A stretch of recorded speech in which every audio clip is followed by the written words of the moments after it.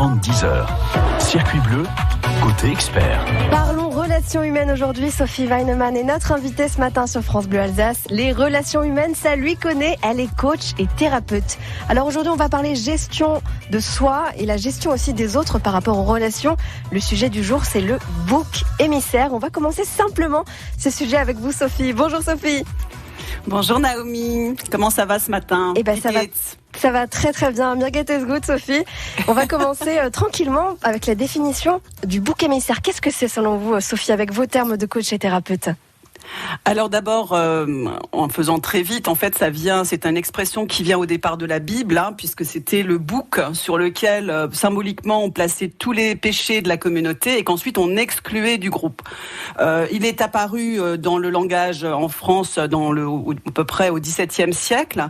Aujourd'hui, il désigne deux choses différentes. Soit une personne injustement désignée coupable de tous les problèmes du groupe, en fait. On fait poser toutes ces fautes sur cette personne, mais aussi de plus en plus la personne qui est la cible des moqueries et de la violence du groupe. Donc je suis un peu désolée de venir avec un sujet. Non, mais c'est un vrai sujet pour le coup. Il faut en parler aussi parce que quand on est dans cette situation, c'est pas évident à gérer. Non, c'est pas évident à gérer. Et puis souvent, quand ça arrive la première fois, on est extrêmement surpris parce que c'est souvent injuste. Le plus souvent d'ailleurs, les faits reprochés n'ont rien à voir avec la réalité. Et donc, par contre, après, surtout quand c'est sur un jeune garçon ou une jeune fille à l'école ou bien dans les premières années professionnelles, on peut récupérer ça toute sa vie et louper beaucoup de coches parce que l'inconscient a été impacté par ce choc, ce traumatisme, et on a du mal à en sortir, quoi. Sophie, quelque part, ça se rapproche du harcèlement, on peut le dire. On peut faire un harcèlement sans bouc émissaire, parce que le bouc émissaire, c'est en principe une personne qui est désignée par un groupe, alors qu'un harcèlement, c'est une personne. Mais effectivement, un leader ou une personne qui a beaucoup de charisme peut entraîner le groupe à faire du mal à une personne. Oui, ce sont des sujets cousins, tout à fait. Il est toujours question de rapport de force finalement dans ces relations conflictuelles. Alors oui, c'est plus qu'un rapport de force, c'est presque ce qu'on appelle chez nous une catharsis, c'est-à-dire le groupe va passer sa colère, va passer ses frustrations sur une personne, c'est bien pratique, c'est-à-dire c'est un défoulement, le bouc émissaire, c'est du défouloir. Si vous n'avez pas de groupe dysfonctionnel ou un leader dysfonctionnel ou quelques personnes qui sont dysfonctionnelles, vous n'avez pas de bouc émissaire. Quelqu'un qui est bien dans sa peau, elle va discuter, elle va comprendre ce qui se passe, elle va désamorcer.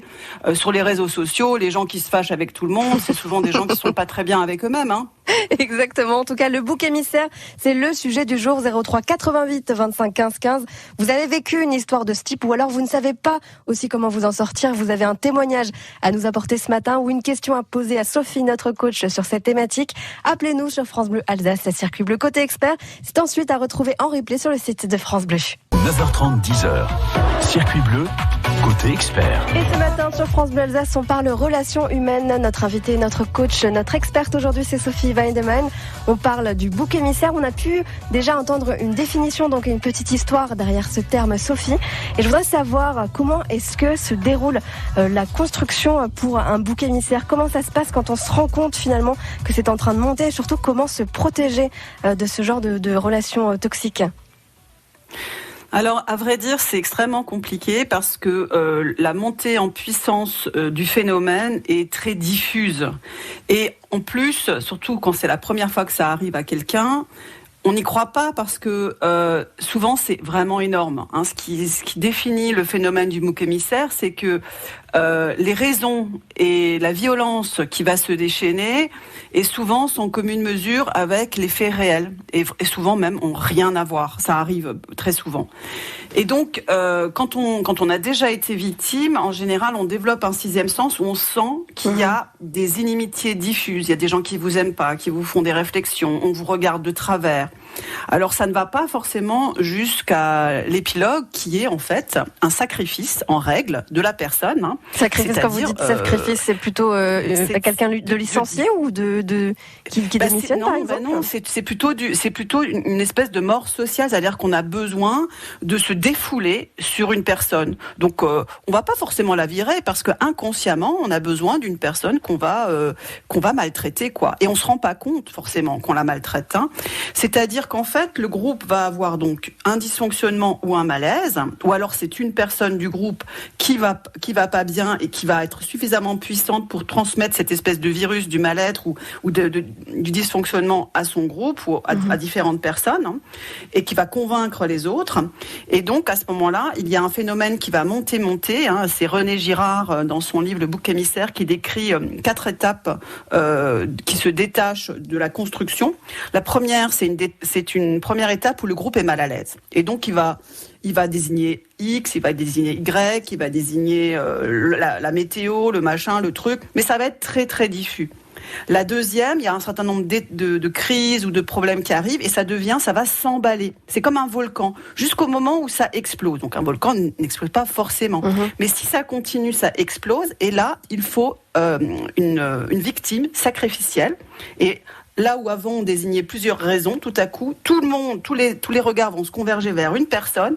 Et ce sera un défoulement. Et donc, on utilise, nous, les termes de sacrifice et de mort parce que c'est extrêmement violent et ça va déglinguer la personne, quoi. En plus, qui va pas comprendre ce qui se passe parce que elle reste. Attends, j'ai rien à voir là-dedans. J'étais même pas présente. Et ça va s'emballer. Et une fois que ça s'est emballé et que le volcan a explosé. On parle d'ailleurs de mise à mort symbolique. Eh bien, après. Tout le monde se calme parce qu'on a pu se défouler sur un sujet. Et là, effectivement, on peut éventuellement remettre les choses à plat, réconcilier les gens, revenir, régler les problèmes de fond.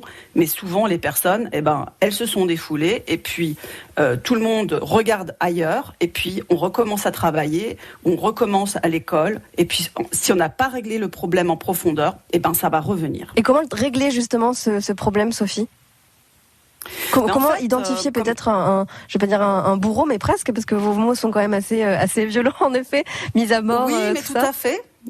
Tout à fait. En fait, déjà dans une organisation, si on a régulièrement quelqu'un qui est maltraité à un endroit, c'est pas le mal. Souvent, qu'est-ce qu'on dit ? On dit il n'y a pas de fumée sans feu, hein, vous avez peut-être dû faire quelque chose. Et le problème, c'est que le système lui-même, le système plus large, peut véhiculer des problèmes. Et donc, au lieu de régler le problème, souvent, il va désigner la victime, qu'il va donc, à ce moment-là, remercier, virer. Et puis après, il y en aura d'autres. Ça peut être dans toutes sortes de structures, des petites, des grandes, etc. Et en fait, c'est exactement le contraire qu'il faut faire. Quand on voit qu'une personne a été vraiment maltraitée, à tort ou à raison, le problème n'est pas là. Il n'y a pas de raison de maltraiter les gens. S'il y a un problème, on en parle, on met les choses à plat, on le résout. Il n'y a pas besoin de violence. C'est pas possible, ça. Dans un système équilibré, ça n'est pas possible, ce n'est pas nécessaire. Donc, si on voit qu'il y a eu effectivement de la violence, il faut pouvoir prendre un pas en arrière, prendre la distance, mettre les choses à plat et se dire, dans notre système, qu'est-ce qui ne fonctionne pas pour que ça génère ce genre de choses ? Le fait que le bouc émissaire ait réellement fait quelque chose de mal ou pas, ce n'est pas du tout le sujet. Et encore une fois, en réalité, 9 fois sur 10, en fait, il n'a rien à voir avec les problèmes réels. Quelque part, c'est une histoire de communication, finalement. Une histoire de responsabilité de sa communication. C'est vraiment une question de mal-être. Quand on va mal, on a besoin de trouver, justement, des personnes qui vont porter son malaise à sa place. C'est toujours la faute des autres. Donc déjà, quand vous avez des gens qui pensent toujours que c'est la faute des autres, on est déjà dans un phénomène qui est préalable au phénomène de bouc émissaire. Une première clé donc pour identifier cette situation, vous avez pu nous la donner ce matin, Sophie, vous êtes coach et thérapeute sur France Bleu Alsace. Comment gérer ces relations tendues, les comportements toxiques ? On parle du bouc émissaire ce matin. Le sujet est bien sûr à retrouver sur le site de francebleu.fr. 9h30, 10h. Circuit bleu, côté expert. Le bouc émissaire, c'est le sujet du jour et vous avez pu nous appeler au 03 88 25 15 15 et c'est Catherine qui est avec nous ce matin pour évoquer un témoignage. Bonjour Catherine. Oui, bonjour. Voilà, je vous appelle vite fait parce que voilà, j'avais un membre dans la famille qui a vécu ça et cette femme, elle n'a jamais pu partir de son mari était en plus violent. Et donc pendant 50 ans, elle a vécu ça. Donc il y avait aussi le côté financier qui l'arrêtait parce que elle ne pouvait pas partir parce que elle avait très peu de salaire, très peu de retraite. Et donc, je voudrais savoir aussi de l'autre côté ce qu'on fait pour assister les gens aussi, parce que bon, c'est pas uniquement côté. Oui, ok, alors elle a souffert parce que bon, le gars il avait un fusil, donc voilà, donc en plus, donc personne n'a rien pu faire pendant 50 ans, voilà. Et d'autre part, il y a le côté financier parce qu'elle n'a pas pu partir, quoi. Alors dites-moi voir dans ce sens, qu'est-ce qu'il faut faire Alors Sophie, beaucoup de billes pour cette question. Je vous laisse répondre, Sophie Weidemann, notre coach et invitée de thérapeute ce matin. Alors, bonjour Catherine. En fait, là, vous nous décrivez une autre situation. C'est une situation de violence de bourreau-victime, tout à fait, mais ce n'est pas le bouc émissaire. Le bouc émissaire, c'est un groupe qui va se défouler sur une personne. Là, vous êtes dans la maltraitance familiale, et vous avez effectivement des associations à Strasbourg. Il y en a une qui est Forêt Noire, je ne sais plus, sur les femmes. La dame est décédée. Ah, d'accord. Donc, en tout cas, pour ceux qui sont concernés, j'ai plus son nom maintenant en tête, ça m'échappe, mais vous avez une association Forêt Noire, là où il y a le Palais des Fêtes, pour les femmes, qui est formidable et qui aide non seulement en soutenant moralement les personnes, mais en les aidant aussi à sortir du système psychologique dans lequel ils sont enfermés. Donc là, on a dans la violence faite aux femmes, mais alors qu'en fait, vous voyez, le bouc émissaire, c'est quelqu'un qui va être reconnu par le groupe et qui va pas, il va être exclu en réalité. Il ne va pas être harcelé pendant des années. À un moment donné, l'énergie va monter, l'énergie négative va monter, et ensuite, il va être expulsé de manière violente du groupe. Alors qu'elle n'est pas expulsée, elle est obligée de rester à la maison. On est dans du harcèlement moral, on est dans la violence faite aux femmes. Oui, mais dans ce cadre, qu'est-ce qu'il faut faire en fin de compte pour... je sais bien, bon, les associations, à un moment donné, je les avais contactées, tout ça, mais personne n'a jamais rien fait. Et d'autre part, le médecin n'a rien fait, personne n'a rien fait. Elle s'est retrouvée à l'hôpital, je ne sais pas combien de fois. Hein, personne n'a rien fait. De l'autre côté, elle n'avait pas les moyens. On est d'accord. Elle est décédée il y a combien de temps, cette dame ? Il y a 6 mois. Ah mince. Alors écoutez, d'abord, vous savez très bien que depuis quelques années, avec ce mouvement MeToo, il y a vraiment des choses qui sont mises en place. Ce n'est certainement pas suffisant. Moi, je ne représente pas le gouvernement, mais clairement, il y a une prise de conscience.